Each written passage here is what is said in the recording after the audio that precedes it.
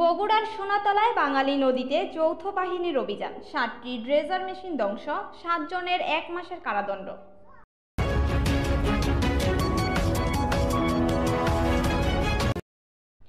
শুনছিলেন সংবাদ শিরোনাম। মোহাম্মদ নাজমুল হাসানের পাঠানো ভিডিও চিত্রে এবার বিস্তারিত। বগুড়ার সোনাতলায় বাঙালি নদী থেকে অবৈধভাবে ড্রেজার মেশিন দিয়ে বালু উত্তোলন করায় যৌথ বাহিনী অভিযান চালিয়েছে। অভিযানে 7টি ড্রেজার মেশিন আগুনে পুড়ে ধ্বংস ও একটি অ্যাক্সিডেন্টে জব্দ করা হয়েছে। এ সময় সংশ্লিষ্ট কাজে জড়িত 7 জনকে ভ্রাম্যমাণ আদালতে 1 মাসের কারাদণ্ড দেওয়া হয়েছে। বুধবার 2 জুলাই দুপুরে সোনাতলা উপজেলা নির্বাহী অফিসার স্বীকৃতি প্রমাণিক সারিয়াকান্দি অস্থায়ী সেনা ক্যাম্পের ক্যাপ্টেন মোহাম্মদ আরাফাত এবং সোনাতলা থানার ভারপ্রাপ্ত কর্মকর্তা ওসি মিলাদুন্নবী সহ সঙ্গীয় ফোর্স এ অভিযান পরিচালনা করেন।